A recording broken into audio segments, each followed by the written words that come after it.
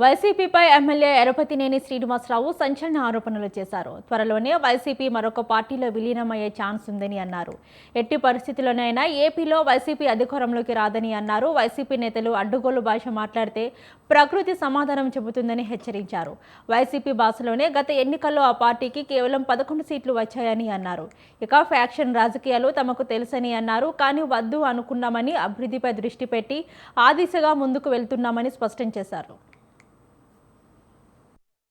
ఎన్నుకున్నారు మేము అసెంబ్లీ ఎన్నికల్లో ఉమ్మడి ఆంధ్రప్రదేశ్ మేము మొట్టమొదటిసారి ఎమ్మెల్యేలుగా అయినా 294 సీట్లకి కాంగ్రెస్ కి ఆ రోజు 26 సీట్లే వచ్చింది. ప్రధాన ప్రతిపక్ష హోదా రాలి ఆ రోజు. అయినా ఆ రోజు పీజీఆర్ వీళ్ళందరూ 26 మందిలో 10 మందే వచ్చేవాళ్ళు రోజు అసెంబ్లీకి. ఆ 10 మంది వచ్చి రోజు గోలగోలు చేసేవాళ్ళు. అయినా ఆ రోజు ఎన్టీ రామారావు గారు కానీ, తర్వాత చంద్రబాబు నాయుడు గారు కానీ సమాధానం చెప్పేవాళ్ళు ఆ 10 మందికి. ఇది ప్రతిపక్షం ఎంతమంది ఉన్నారనేది కాదు, వాళ్ళు అసెంబ్లీకి వచ్చి వాళ్ళు ఏం చెప్పదలుచుకున్నారు వాళ్ళు చెప్పాలా. మమ్మల్ని ఎందుకు ఎన్నుకున్నారు మేము అసెంబ్లీ ఒక ఇంట్లో కూర్చోటానికి? లేకపోతే 19లో మేము ఎంతమంది?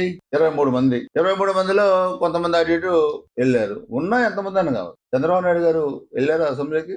ఎంత ఘోరంగా, ఎంత అవమానకరంగా మాట్లాడినైనా భరించాడు. మొన్న నేను చూసి నా శ్రీధర్ అప్పలేదు మాట్లాడేది ఆయన గురించి. ఎంత నీచంగా అంత పెద్ద మనిషిని పెట్టుకొని మాట్లాడితే అలాంటి వాళ్ళు ఎంతమంది మాట్లాడారు అసెంబ్లీలో. ఆ పెద్ద మనిషి ఎంత బాధపడ్డాడు. ఎవరి కోసం? ప్రజల కోసం కాదా? ఆంధ్రప్రదేశ్ ప్రజానీకం కోసం కాదా? మీరు అసెంబ్లీకి రారు.